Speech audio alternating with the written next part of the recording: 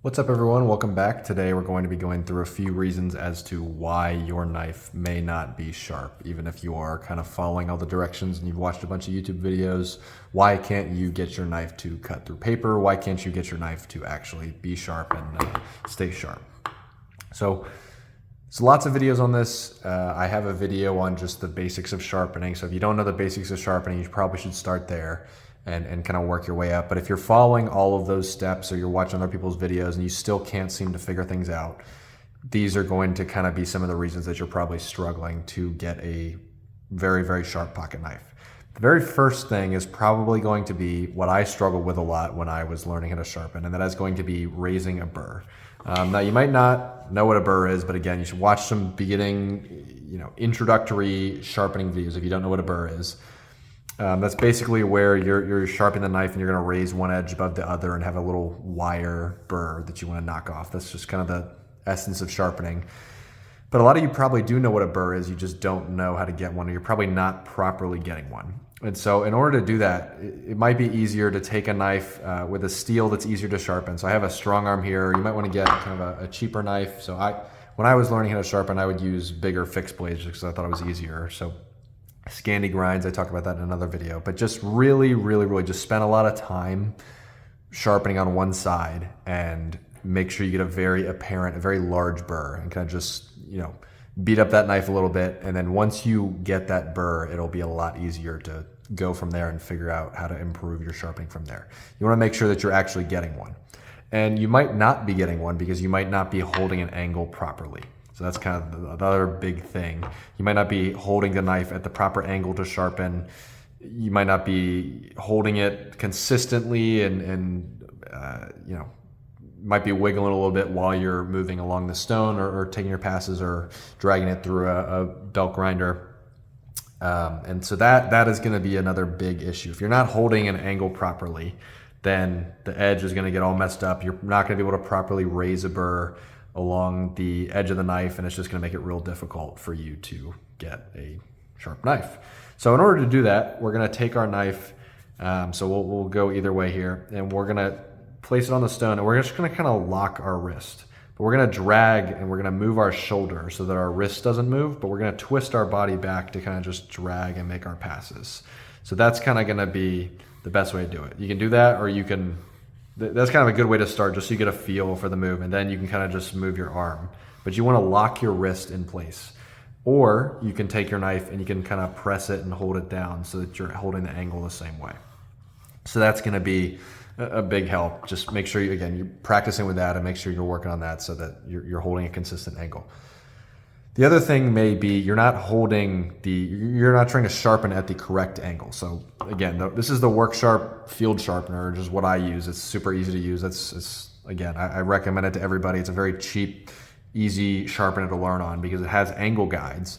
But this is a 20-degree angle guide. So if you're taking a pocket knife and you're putting it on here and it's not already at a 20-degree angle, you're gonna have a lot more sharpening to do, a lot more material to take off. And that might be why it's not really lining up. So if your knife comes with a factory edge of, say 15 degrees, which is probably unlikely, but let's say it does that, and you're sharpening on a 20-degree guide, it's gonna take some reprofiling of the edge. You're not really just gonna be sharpening, you're gonna be reprofiling, which is gonna take a lot longer, and that's a little bit more difficult, especially as a beginner. So those are some of the big things in terms of angles. Another thing is going to be, and this probably does not apply to a lot of people, but it could be, if it's not the first couple things, that you're not using the correct grit or kind of type of stone. So I don't even know what grit this is. I know this is a coarse grit. Let's see if I can pop it off here and say, I want to say it's like, oh yeah, it doesn't even have a grit on here. It's coarse.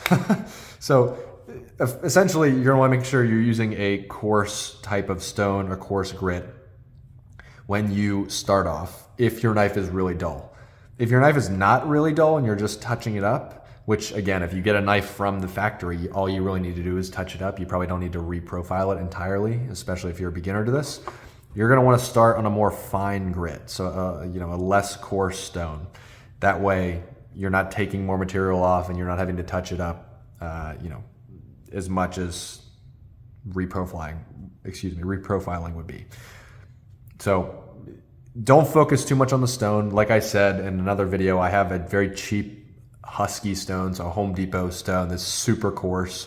And if you actually learn the mechanics of sharpening, you improve and practice a lot, you can pretty much sharpen on any kind of stone. So it's not the stone, but in some certain niche cases, it might actually be. It might make it a little bit easier for you. So don't focus on that. Focus on the other stuff first. But if you're focusing on that stuff and it's still not working, maybe invest in just like a Worksharp product. I don't actually know how much this costs. I won this in a giveaway. This is just a Worksharp pocket sharpener. So it's got a kind of medium in between coarse and fine stone on the top, and then a ceramic rod.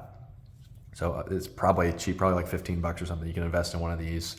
Do not use the pull-through sharpeners. A lot of companies will make cheap pull-through sharpeners or kitchen knives where you kind of put the knife in between and drag it through the stones.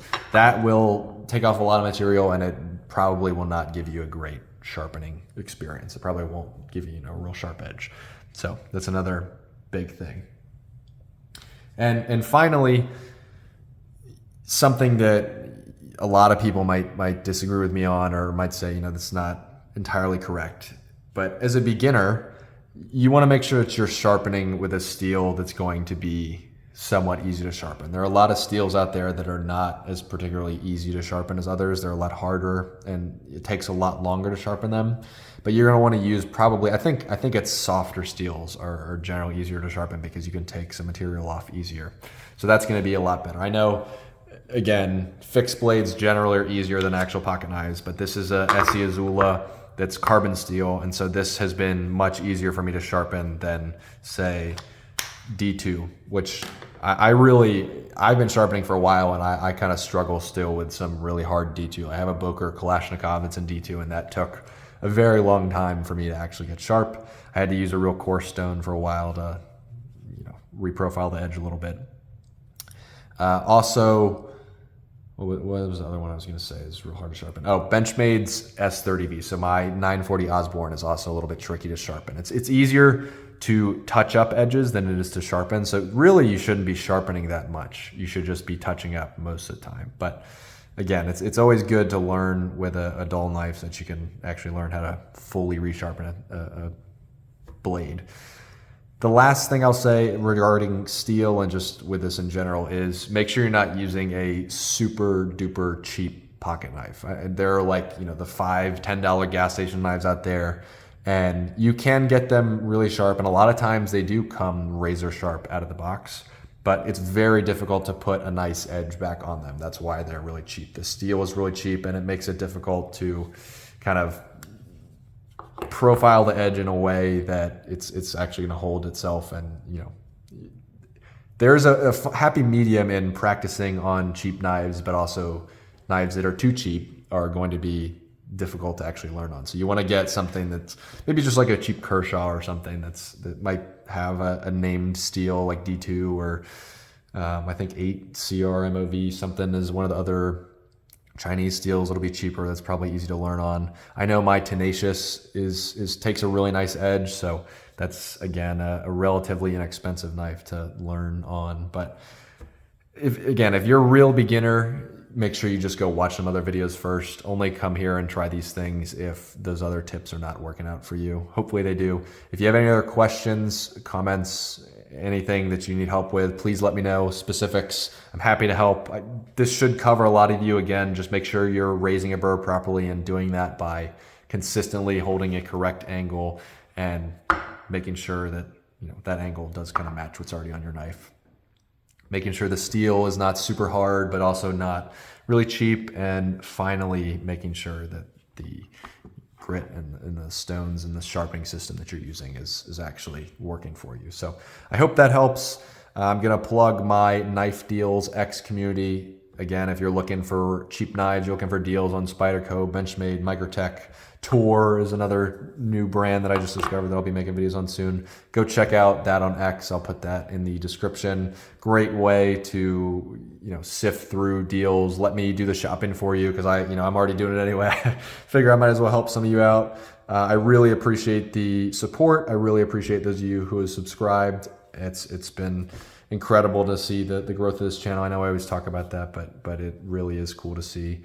And again, I hope all this content is at least helping some of you out. So thanks again for watching. Thanks for the support, and I will see you in the next video.